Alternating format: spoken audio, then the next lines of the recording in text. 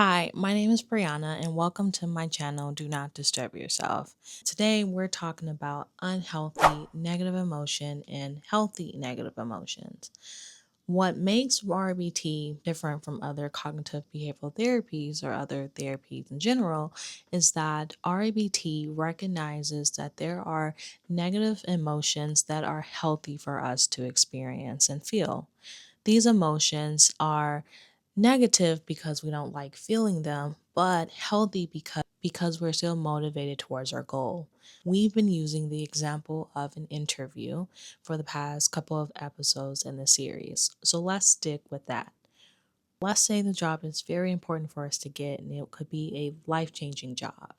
Now, is it helpful for us to be anxious about it, to be anxious and overthinking and over preparing and planning, and our hearts is beating fast when we're in the interview or even prepping for it? And then when we get into the interview, we're not as great as we would like to be. We either stutter or we freeze up at the moment that we might not get the job. There's a healthy negative emotion such as concern and caution. Of course, I would want you to be concerned whether or not you do well in this interview, but that is way different from anxiety.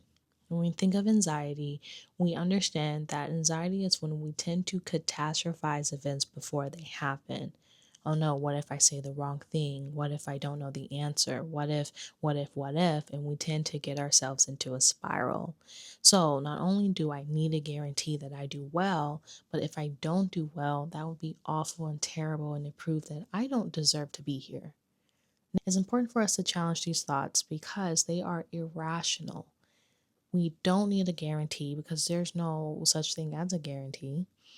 And when it comes to an outcome that we can't predict, it's not going to be awful that if we don't get this job, and I know I said this job is important, it might change our lives, but to not get this job is not going to be awful. We could still cope, we can still survive, and we can still enjoy our life.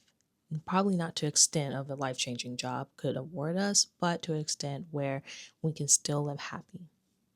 And it's not unbearable if we don't get this job, because to imply unbearable is to imply that's going to kill us.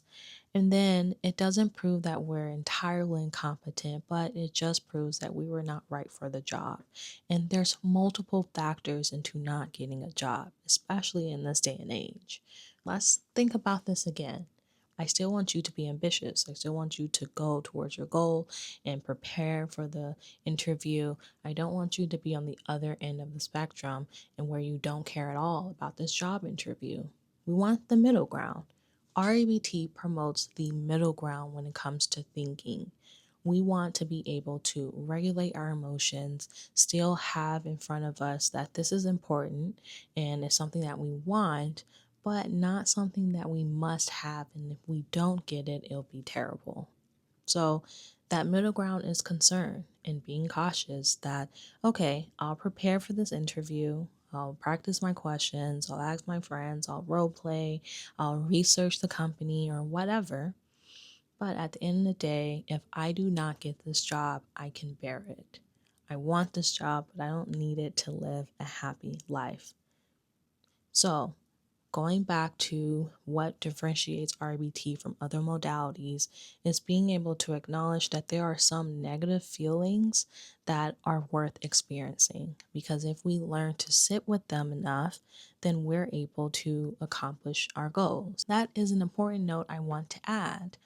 A lot of times when I'm working with clients who experience anxiety, that tends to be the only measure that they have. If they're not okay with something, then they're just anxious about it. And that's not a way to live life.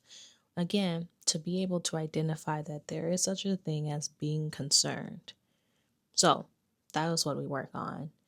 If you want to learn more about unhealthy and healthy negative emotions, I've made a worksheet that lists all the other pairings of unhealthy and healthy negative emotions for you to practice identifying and learn more about. So feel free to download that worksheet in the description below. Stay tuned for the next series where I talk about how we can use REBT and apply it in everyday life. and ways that REBT can be useful and helpful for you to live a happier life. Thanks for sticking around this long to this video. I'm sorry I've been gone for a while, but I hope to keep up the momentum and keep it going. So try your best not to disturb yourself, and I'll see you the next episode.